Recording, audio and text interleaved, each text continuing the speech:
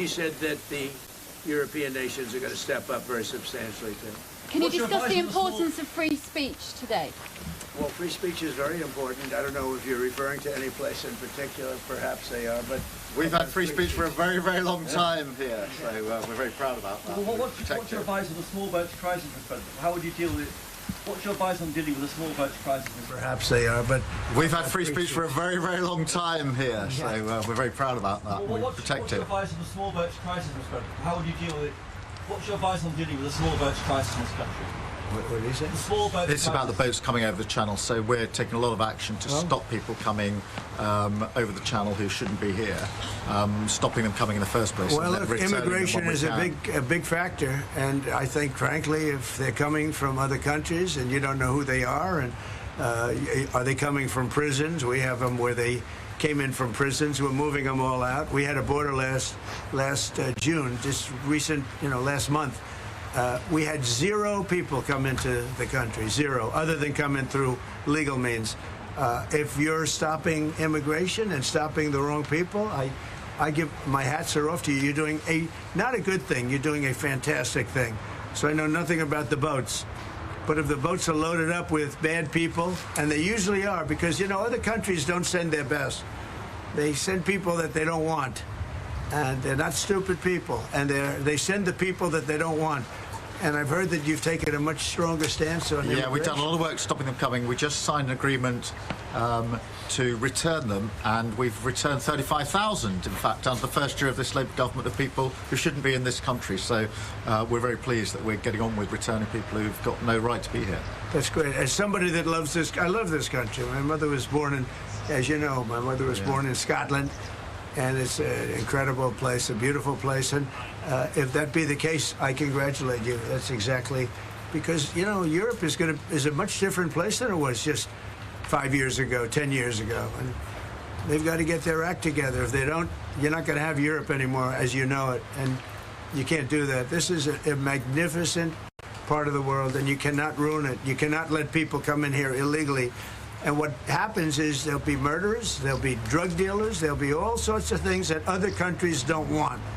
And they send them to you, and they send them to us, and you've got to stop them. And I hear that you've taken a very strong stand on immigration, and taking a strong stand on immigration is imperative. Mr. President, Prime Minister Netanyahu said there's no starvation in Gaza. Do you agree with that assessment? I don't know. I mean, based on television, I would say not particularly, because those children look very hungry. But we're giving a lot of money and a lot of food, and other nations are now stepping up.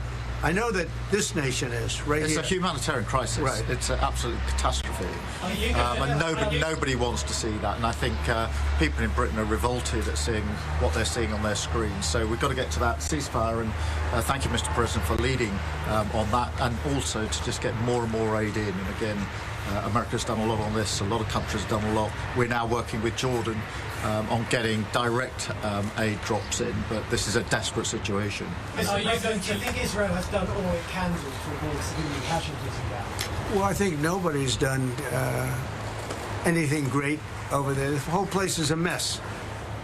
It'll get straightened out, but it's a mess. They have to get food and safety right now.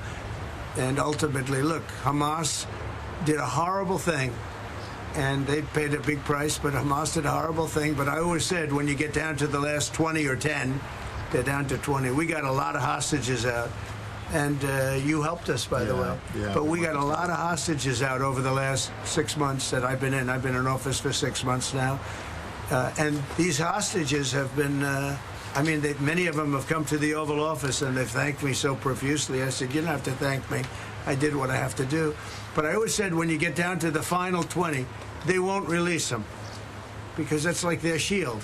Very unfair. And so something's going to have to be done. And they were really unwilling to talk. But I've said that. You'll get down to the final 10 or 20. It turns out to be 20. I thought that would be the number. I said, they're not going to be dealing with us.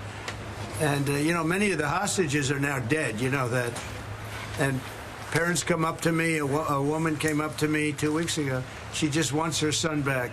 And I said, how's he doing? My son's dead, sir, but he's with them, and we want the body. She wanted the body of this young boy, of her young, beautiful son, just as much as if he were alive. It was just as important. There was no difference. and it's a tragic situation, frankly. But we get a lot out, and now possibly the fight will have to be a little bit different. But they have totally changed now. They don't want to give hostages. Very unfair. You have 20 living people. In this case, living. You have many dead people too that they want to get a long time as well. Yeah, they have 20 living people, and I told Israel, I told Bibi that you're going to have to now maybe do it a different way. Do you think a ceasefire is even possible, Mr. President? Yeah, a ceasefire is possible, but you have to get it. You have to end it. You're talking about with Israel's. You're talking about there, because we have many ceasefires going on. The whole world is. If I weren't around, you'd have right now 6 major wars going on. India would be fighting with Pakistan. You see what we just did yesterday with 2 nations that we're trading with.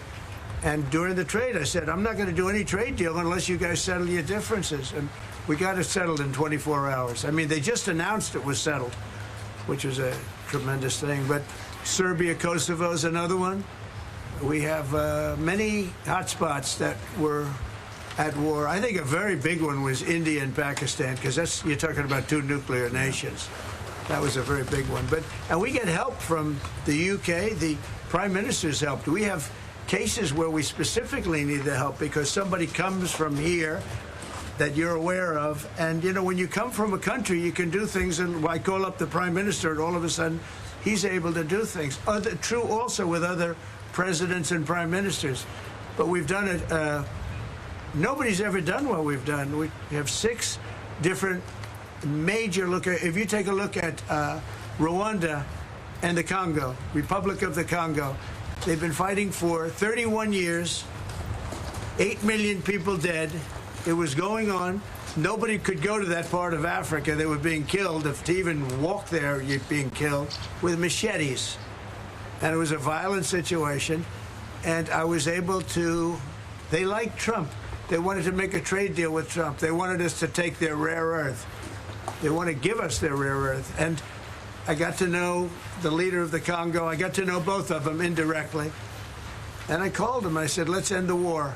I don't want anything until you end the war. And we ended the war. As you know, the foreign ministers came up 2 weeks ago, and the leaders are going to be coming very shortly to Washington, Rwanda and Congo.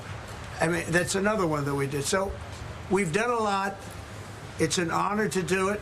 It's not hard for me to do it. And I use, not in all cases, but I use a combination of knowing them a little bit, or in some cases knowing them a lot. I knew, you know, the leaders of Pakistan and India. I know them very well. And, you know, they're in the midst of a trade deal, and yet they're talking about nuclear weapons. I say, this is crazy. So I said, I'm not doing a trade deal with you guys. And they want the trade deal. They need it. I'm not doing a trade deal with you if you're going to have war. And that's a war that spreads to other countries. You'll get nuclear dust. We'll all get nuclear dust. When they start using nuclear weapons, that stuff blows all over the place and really bad things happen. So maybe we're being a little selfish when we want to save wars too. But we stopped a lot of wars, and it's a great honor to have done it. Thank you all very much. We're going to be talking inside very much about Gaza and the humanitarian aspects of Gaza. Yeah. Mr. President, what about Russia and Ukraine? You're talking about ceasefires. What's the latest? I would have said 5 times we would have had a deal. I've spoken to President Putin a lot. I got along with him very well. But 5 times, and every time 4 times maybe. But we've had discussions. You and I have had discussions. Yeah. We thought we had that settled numerous times. And then President Putin goes out and starts launching rockets into some city like Kiev and kills a lot of people in a nursing home or whatever. You have bodies lying all over the street. And I say, that's not the way to do it. So we'll see what happens with that. I'm very disappointed. I'm disappointed in President Putin. Very disappointed in him. So we're going to have to look, and I'm going to reduce that 50 days that I gave him to a lesser number because I think I already know the answer what's going to happen. Okay? Thank you very much, everybody. We'll see you later.